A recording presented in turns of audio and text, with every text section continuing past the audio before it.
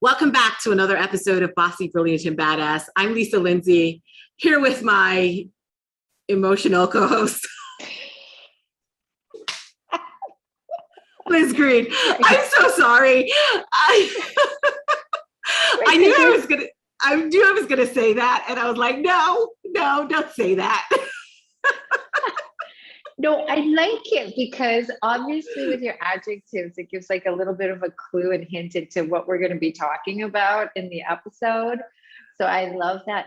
But yeah, I am emotional. I am too, by the way. I am too. But I like that. I like that about you. And I like that about me too. Because I feel like if you can't have your feelings, then Well, your feelings. So I've been talking a lot about Glennon Doyle's most recent book, Untamed, right? But one of the things that she said when she had gone back to AA, I think it was, she, when 6 days sober, pregnant, and she was talking to somebody, she was talking to the room, she was sharing, and then somebody came up to her after and said, well, feelings are for feeling. And I was like, well, yeah.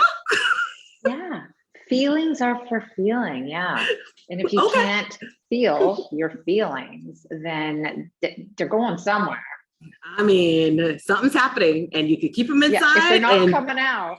They're staying in and somebody's getting poisoned either way. So, right, it's going to come out sideways, maybe to somebody. It might come out in a way where you are really reactive, which is another thing we kind of talk about in the episode. Maybe they get pushed down. Yeah, all kinds of unhealthy ways. Yeah. I know. So we're in the middle of the holiday season, and I met this gentleman randomly somewhere, and this is his topic. He talks about emotions and feelings, and has a pretty interesting story about how he got from where he was to where he is, which I think is very cool. But it has informed his coaching, because he is a life coach as well, and it's informed his coaching and the way he coaches and what he speaks about, which is not letting your emotions run your life, basically. And I think it's a good topic for this time of year. I think. Yes. We're right just before, holidays, in the middle of holiday season. In the middle of the holiday season, exactly. And, you may have just come off of Thanksgiving thinking, but maybe we can give you some tools for how you can maybe do Christmas a little differently. I don't know. Whatever. But I think it's so great for us to talk about this in this way. And because we've never delved deep into the emotions of it all. We've talked around it. We've talked about fight and flight. We talk about how you make change in your life, but this particular thing that can sometimes control us in business too, right? Like, absolutely. When we're dealing with other people. Because in business, you don't want to become really reactive, or what Martin calls nuclear reactive, because that's not going to be good in business. Not in the long run, honey. That's for sure. So, all right. So I think it's a fantastic episode in terms of talking through this topic in a way that we haven't before. So I hope you guys really, really enjoy it. And hey, Liz, do you want to introduce Martin? Yeah, I'd love to. So his name is Martin Salama, and he's the architect of the Warrior's Life Code, giving you the mindset tools to reshape your life. So without further ado, let's bring him on. All right. Martin, welcome to the show. How are you today? I am incredibly well. Thank you so much for having me, Lisa. We are excited to have you. We're excited to have you. All right, Martin. So before we jump in, because I think your story is a little relevant to what we're going to talk a little bit about today. So why don't you share with us a little bit, just really quickly, really short, a little bit about your background and how you got to be where you are today. Just share with us a little bit about that. Sure, absolutely. So in 2008, my wife and I were working on a project for about 5 years, a multi-million-dollar project that was probably around $15 million worth, and we were in for 3 or 4 million already. And we had finally gotten all the approvals from the state and the city, everything we were looking for in the summer of 2008. We go to the bank and they're like, yeah, we're not lending right now. The world's about to fall apart. I'm like, excuse me? And about a month later, the world fell apart and we lost absolutely everything. It was very devastating. Money I put in, the money we invested, the money we had saved for the future, money we borrowed from investors, everything was gone overnight. And this really took a big shock out of me and my wife as well. And I went into a little bit of depression for a while. And then as I got out of it, I said, you know what? I don't want to do this anymore. I don't want to be a businessman anymore. I want to do something else. And I decided, I looked around and I realized the things that I liked to do when I was younger was I was always involved in community events and things that had, were great positive outlook things. And I was always a great leader there. So I said, you know what? I'm going to become a life coach. At the exact same time, on our 24th wedding anniversary, my wife said, I'm done. I want a divorce. I said, gee, thanks for that anniversary gift. And Wow. yeah. Wasn't expecting that with the story, that twist. I was devastated. I was depressed. I was angry. I felt lonely. And it took me a few months to finally get myself going and leave the house. At about the same time that I started actually the coaching, learning how to become a coach. And what I realized is that this was the time that I needed to reinvent myself fully from beginning to end. And I thought at the time I was doing it to save my marriage. But really what I was doing was because I needed to fix myself for me. And yeah, I realized I was a control freak. I took everything personally. I reacted to everything to the point I was an overreactor. I even call myself now, I was a nuclear reactor. I would leave fallout all over the place. Right. So, wow. Yeah, it was a big nuclear change. reactor. Yeah. I know people like that. Only a couple people. Yeah. It's funny because now people look at me, especially I got divorced and through the years became much better of myself as a result. And I'm married now. My wife looks at me, she's like, who was that guy that you tell stories about? I don't know that guy. Oh, that was Martin 1.0. This is Martin 2.0. Yeah. Interesting. Yeah. And I love what you're saying there, because I think I don't want to skip over. You told your story and we're going to talk about something a little bit different. We're going to talk about that kind of nuclear reaction, overreaction thing and managing your emotions a little bit. But I don't want to skip over something that you said, which was you thought you were doing something to save your marriage, right? You were changing yourself to change somebody, to save something else. But really you needed to change yourself. And I think that is so critical because in our journeys in life, we often feel like we should and ought to do things for other people. But the reality is we have to really do them for ourselves because we become better people. And then, you're married again, right? You divorced your first wife, you're married again. And your new wife has a different experience of who you are as a person, which is excellent, right? Yeah. So I think that was a great kind of like a quick nugget in an easy place that is easy to skip over. But I wanted to highlight that. Yeah, it definitely is. You're right. And one of the biggest the reasons I realized I was such a person that took things personally and had to have control of everything was because I was a people pleaser. And as a people pleaser, you want to make sure that everybody's happy at your own expense. And this is a word I've turned into, I've trademarked.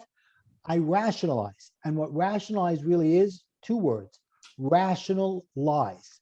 You lie to yourself that it's rational to tell yourself things that you know goes against your values.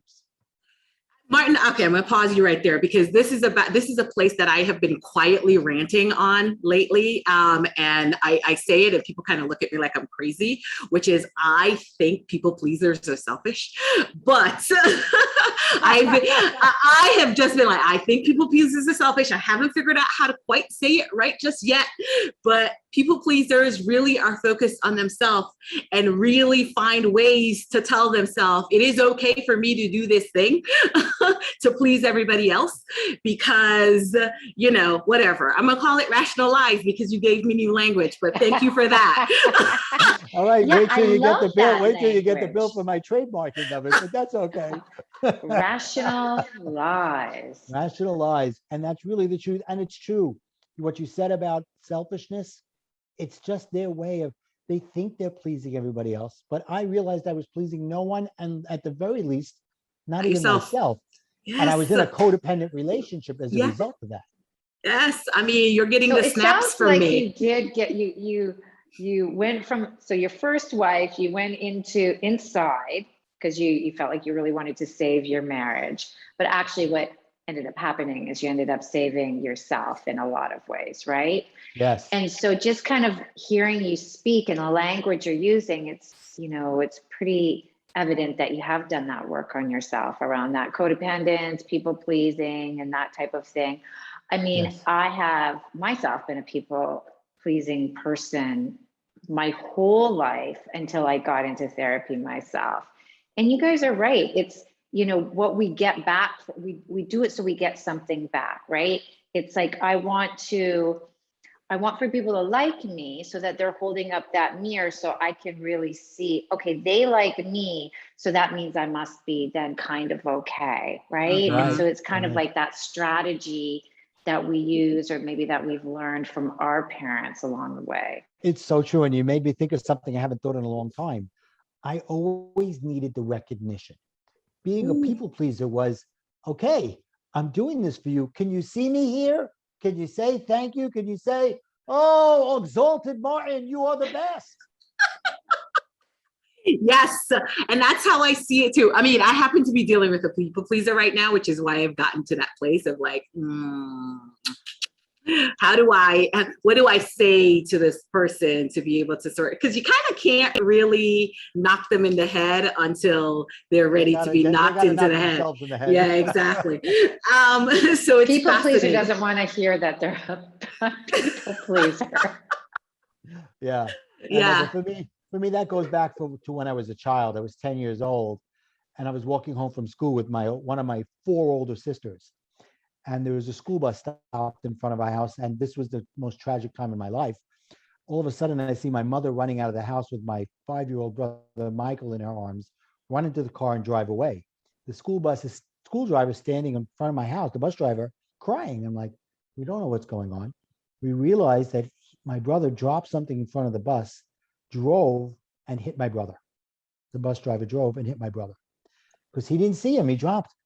So at that moment, I told myself a story. Nobody told this to me. I told myself, I have to make sure, being the only boy, I have four older sisters, that I have to be the one that takes care of the family. My mother, my father, carry on the name, carry on the responsibilities. And that's where it all started, the people pleaser right there. Wow. Yeah, there's always Well, a I'm so reason. sorry to hear that. So this has been a theme for us lately too, Liz, right? Where we've talked about just that impact that childhood has and the stories we tell ourselves as children, which no one tells us. We just tell ourselves these stories, and then it becomes relevant to the way we live our lives for the rest of our lives. It went for 40 years for me. Yeah, right. 40 years. So then let's talk a little bit about, so you're a people pleaser, but then you're also this explosive nuclear reactor type person. Let's talk about that, and then how you've gone from where you are today, where you were to where you Right. are today. Yeah. Yeah. So going through life coach school made me realize those things that I said. And then all of a sudden, somebody told me, read this book by Don Miguel Ruiz called The Four Agreements. Mhm. And I'm like, Mhm. okay. And I read the second agreement, which is don't take anything personal. Whoa. Just now I can look back and say, this guy just told me something, the secret of the world that everybody's been telling me my entire life, but I did not want to hear it. As soon as I heard that, I realized that that was the root of all of my issues. I was a control freak because I was taking everything personally. I needed to make sure everybody was doing what they needed to do. And I was a nuclear reactor because if things weren't going my way, that means nobody was listening to me. Mm. Right. And I allowed my emotions I allowed what I was feeling to control me instead of me controlling my emotions. Right, right. And that's so difficult to do at times, right? Is to control our emotions, particularly if we're being triggered and we don't know why, and we haven't really delved deep. We don't really know how to do that. So that being said, so we need to control our emotions. How does one do that? So that's a great question. And it comes with practice. It comes with you understanding who you were and who what the things that were the triggers. For example, while I was getting divorced, my wife would call me up and she would say, I don't want to fight, and to me, that was ding, ding, ding, gloves are on. Let's get ready to rumble. Right. Because she was saying, I don't want to fight. So she was pushing my button to tell me, we are going to fight, right? So once going through and understanding that, wait a second, she wants to have a fight with me now. It's up to me to decide whether I'm going to fight or not. So I then said, in the beginning, it would be, okay, let's get into it. Then it became, you know what, let's figure out a better way to do this. Finally, it got to the point when she said, I don't want to fight, I'd say, okay, and I'd hang up on her. And then she'd call me back, she'd go, what the hell was that? I go, well, you didn't want to fight. Can we talk now? And that was my way. And what happened is that I was understanding my emotions were going to be the way that this conversation was going to happen. Didn't matter what she was thinking, what she was going to do. If I control my emotions, I can control the conversation for myself. Whether she's in part of it or not, how she hangs up, that's up to her. But how I hang up is up to me. Right. Love that. I love that. That's so profound in a lot of ways because we don't think about that, right?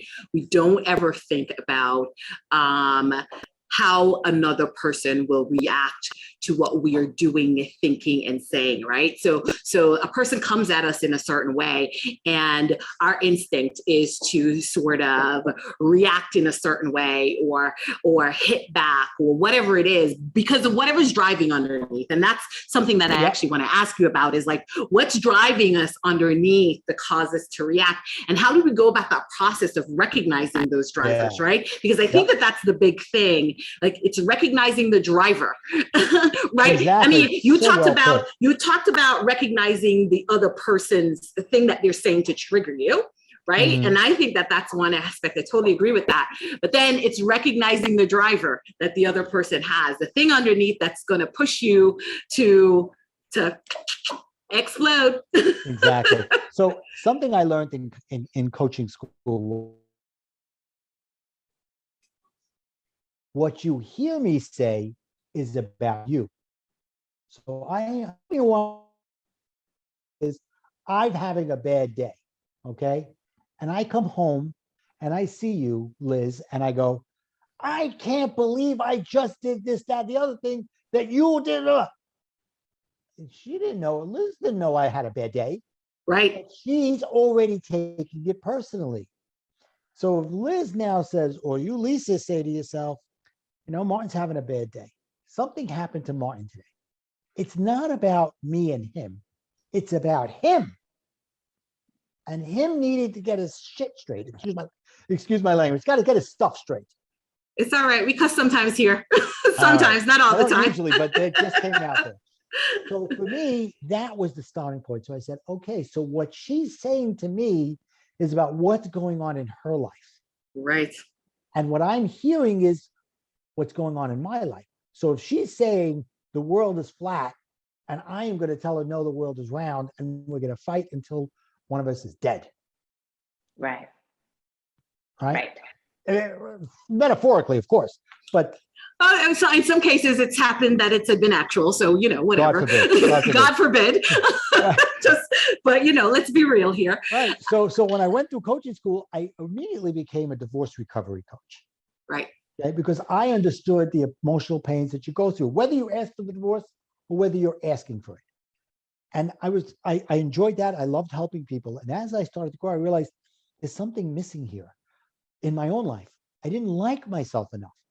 I realized, I looked in the mirror, I was the heaviest I ever was. I said, okay, time for me to start losing weight, time for me to start making the choices I know I should be making. Instead of saying, I can't do this, I should say, I choose not to do it, or I choose to do it. Right. And one day, I looked at myself, I'd lost 65 pounds, I was feeling great, everything was coming up roses, as it were. And I said, I started meditating, which I never was very good at because I'm all over the place. And I had this download of things that I got to tell people how they can live their best life. And out of that came me writing 2 hours worth of pages.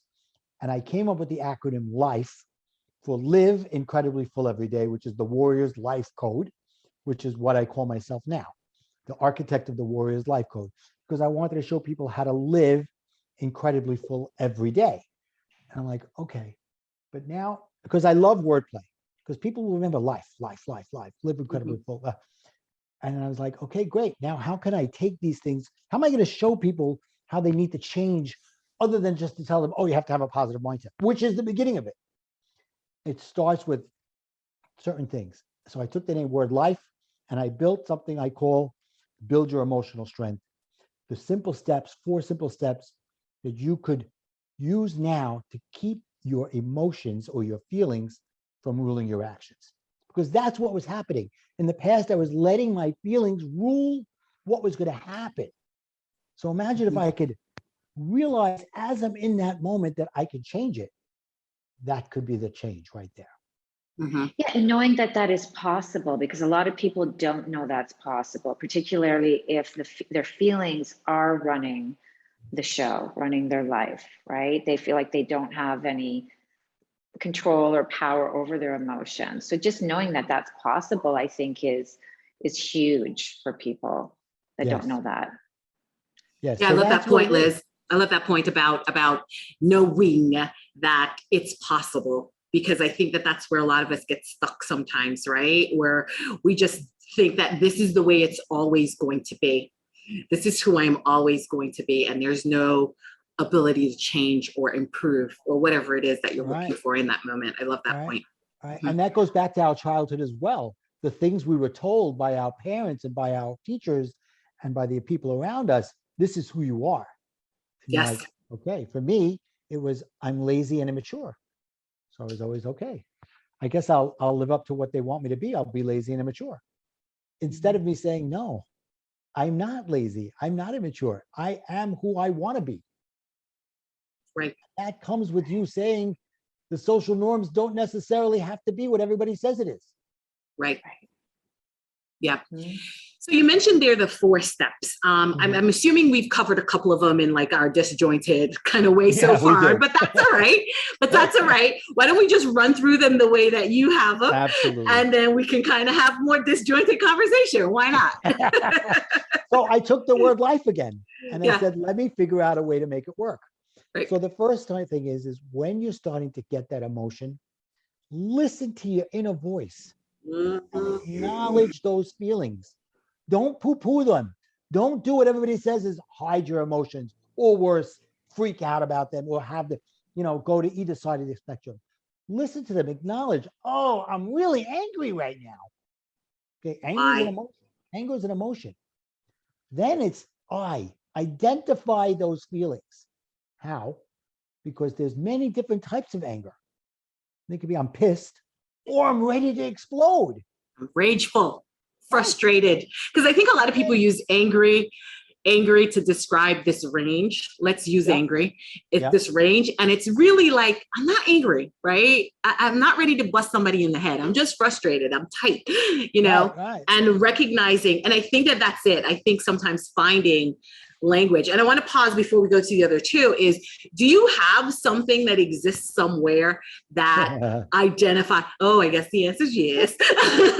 Identifies the emotions, because I think they get to be so complicated. I think of the movie, the Pixar movie, oh my goodness, Inside Out. I think Inside Out, where the character, it's a young girl kind of coming into her own and recognizing that bittersweet was an emotion where she could be sad and still happy about the same event. Exactly. That's the movie they use for IFS, internal family systems. Really? Yes, that's the great. Inside Out. Yeah, they should use it all over the place. As a life coach, when I went to see it, I'm like, hello, I get it. But yeah, you're right. Excellent. And you know what? So many times people think life coaches think, oh, I'm going to teach you how not to be angry. No, that's not what it's about. I don't want you to suppress your feelings. Right. I want you to have those feelings, but recognize what they are and what they're doing to you. So I do have a chart.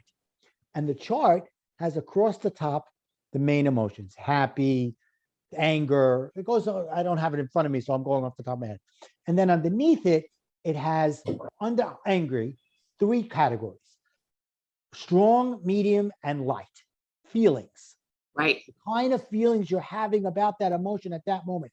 Because an emotion is immediate. A feeling could be long-term. Right.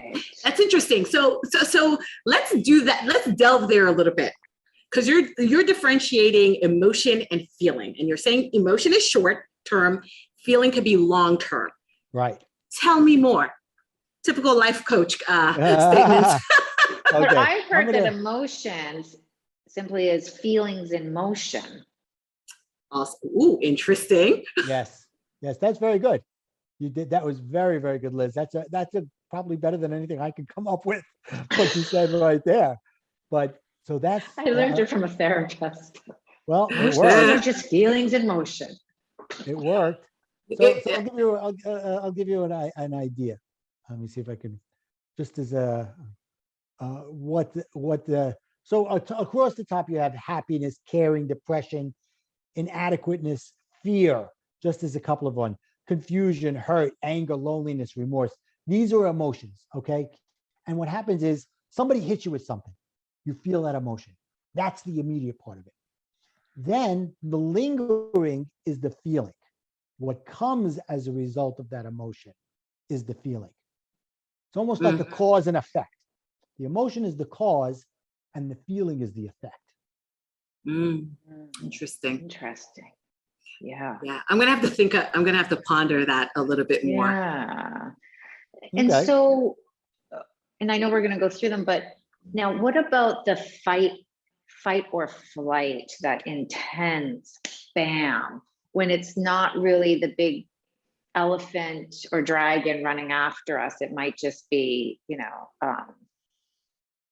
you bumped my bag in the grocery store or something like that, but it evokes instant. that fight or flight. Right. So yeah, that's great. I mean, especially for someone who is a reactor, okay, as opposed to a responder. So I was more than a reactor. I was a nuclear reactor, okay? Whereas if somebody was in the supermarket and they banged into my cart, I was like, what the heck? Right? That was the reactor part of me. Now I'm like, they weren't just, okay, so they weren't watching what they were doing. Are they trying to hit me? Not really. So it's making, and here's the important thing for your audience, for you guys to understand, is you can't expect this to happen overnight. You can't expect to go from a reactor to responder tomorrow. All right. So you go from being a nuclear reactor to an overreactor to a reactor to somebody who sometimes reacts, sometimes responds. It's a process. And there are going to be times where somebody just gets you at a bad moment and you just lose it. Yeah. Yeah. Before we run on, I want to, because the thing that part of what popped into my head was I like the idea, the delineation between reactor and responder, right? I think those are great. I wonder sometimes though, about being careful to go too far into the other direction, right? Yeah. Where somebody now really is in fact taking advantage of you and you just kind of keep responding or forgiving or saying it's not their fault, they're not paying attention, It's sort of like, somebody might have to get popped. I don't know. It happens. It happens to me.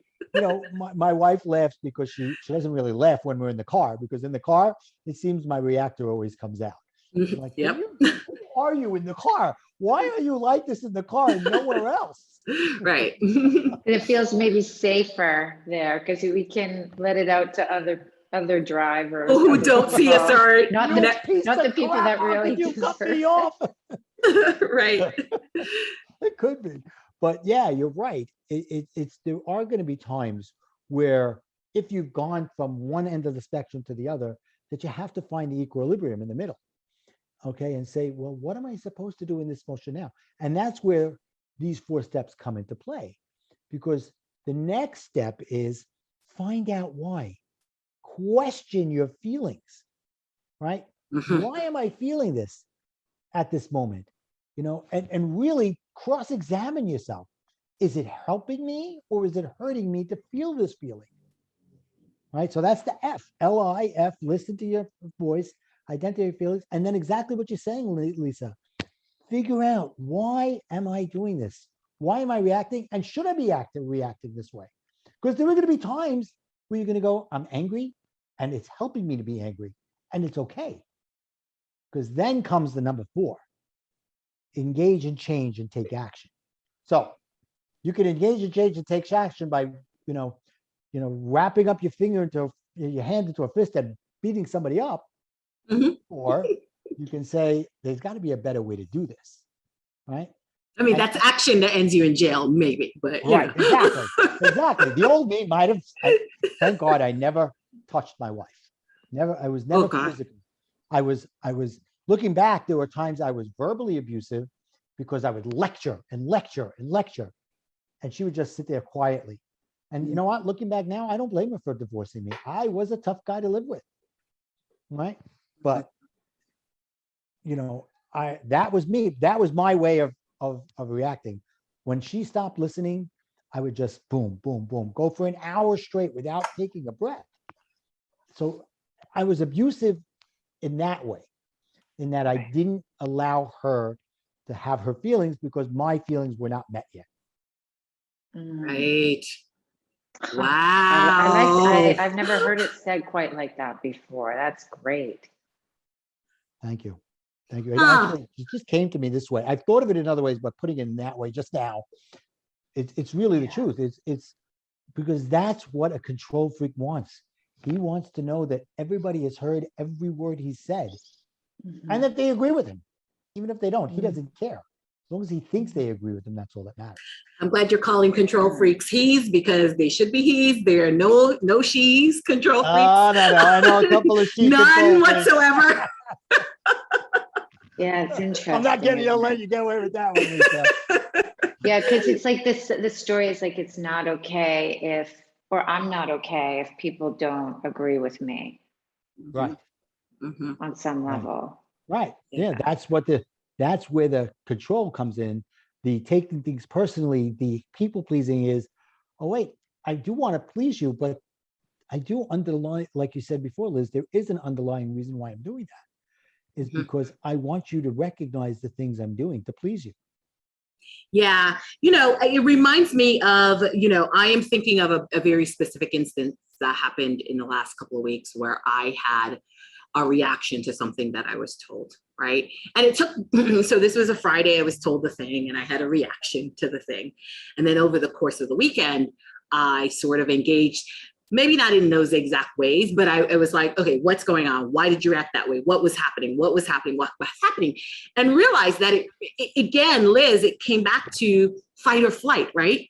The reaction was me fighting for something that I wanted, versus recognizing, because I felt threatened, the thing felt threatened, and I thought I wasn't going to get it when I was told the thing, right? And I know that sounds vague because I'm not speaking in specifics because it's quite personal, but I totally understand. I mean, and I don't know, and Liz and I have always said this, like, if we weren't coaches and all the years we spent in therapy, like, I don't know if that weekend I would have gone through that process of getting to Monday and then being able to then respond on Monday. To use the language you're using, Martin, right? So going from reacting to responding. And that actually kind of saved, not the relationship per se, but it kind of saved the instance. I was able to kind of fix really quickly by engaging in that behavior.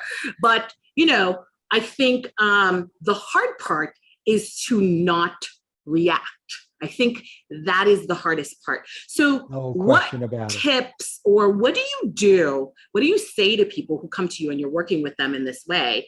How do you get them to not react? Because as we've discussed before, the reaction is immediate. It's quick. It's that stimulus and you're just like, boom, right? So let me ask you a question. This wasn't something I was going to bring up, but it's okay. Totally fine. This is, as we talked about, we don't know where this will take us. So let me ask you a question. When you guys were in school and the firefighter came to the class to teach you about fire, right? When he walked out of the room, he told you 3 words to remember for the rest of your life. What were they? I didn't grow up in America, so I don't know. Go ahead, Liz. When the fireman I comes didn't to either. teach I you grew up fire in safety. Canada. We didn't grow up in the America, Martin, Okay. so you're gonna have Okay, to let's tell us. guess. Let's guess. When the firefighter tells you there's a Mal. fire, what do you do in Mal. case of a fire? Oh, stop, drop, and roll. Stop, drop, and roll. Oh, Okay. So now, Yes, again, I took wordplay and I said, instead of stop, drop, and roll, I tell my clients, stop, think, and respond. Ooh, Okay. okay. Now, to Stop, do that takes practice. think, respond. Right. What if someone's so hyper nuclear reactive that it feels like they can't help it? Like it just comes. It's Of course, because that's what's going to happen the first 100 times. Right. But every time that they do it, I give them a game to play. I like wordplay and gameplay because this is how you build the muscles in your memory so that the next time. So when I was a kid, there used to be a basketball game you'd play with your friend. It was called 5-3-1, right? You'd get the basketball, you'd go take a free throw. If you hit it, you got 5 points. Then whether you hit it or not, you caught the ball, and wherever you caught the ball, in the rebound, you took a shot. That was 3 points. Then you got to go up, take a layup, and get 1 point. If you got all 3, you got an extra point. So there's your 10 points. Mm-hmm. I said, okay. So one day I'm working on the stop, think, and respond, and my wife and my stepson come in. It's the middle of COVID, and they had just played 5-3-1, and my wife beat my stepson 100-0. I'm like, how is that possible? He goes, well, I kept on going for the 5s because I said I got to catch up. Even though the game's not played like that way, like that. Okay, but you ended up with nothing. right. So I took 5-3-1 and I turned it around. I said, if you stopped in the moment, give yourself 1 point. And I give them a worksheet. And what are you stopping? You're stopping at that moment to say, how important is it for me to react right now? Okay. So the first 10 times, 20 times, they may not stop, right? Because they're still learning the process. It's like when you're learning a bike. How many times did you fall? Right? Did you stop after that? No, you got back on the bike. Then it's number 2 is think. Am I taking this personally? Mm-hmm. Is it about me or is it about them? If they did that, they got 3 points.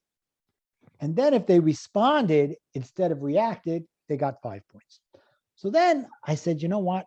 What happens if in the moment they didn't stop and they did what they usually did?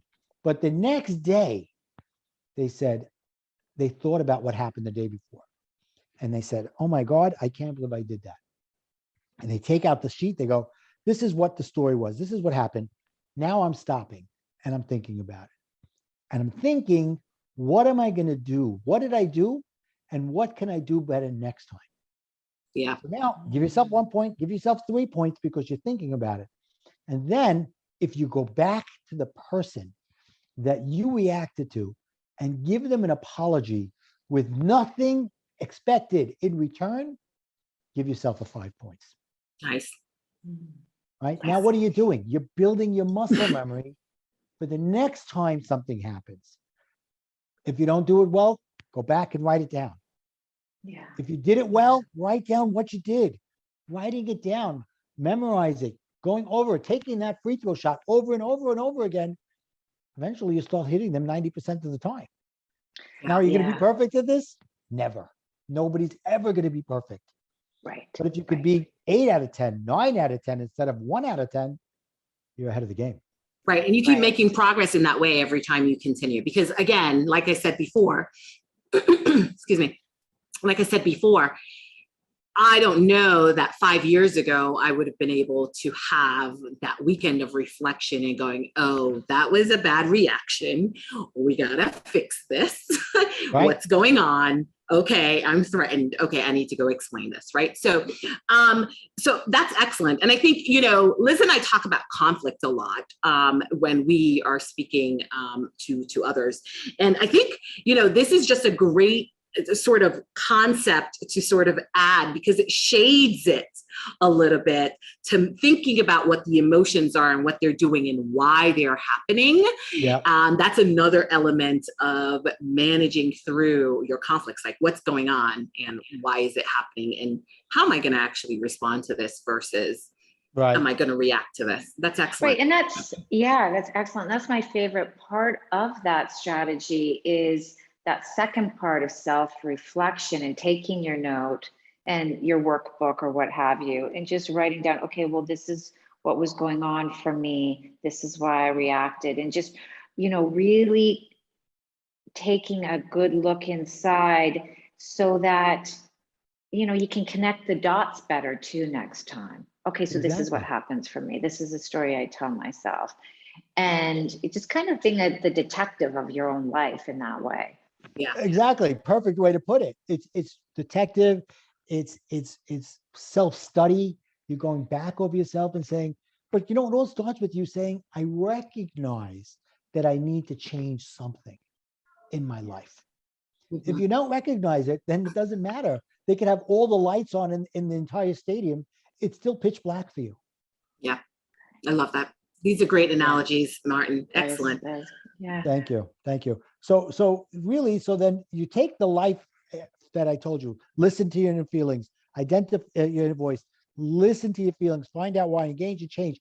All these things are tools to help you, along with stop, think, and respond, to understand who you were before and who you want to be. Yep. Mm-hmm. Right. And, for your audience, I would love to give them the worksheet that I talked about.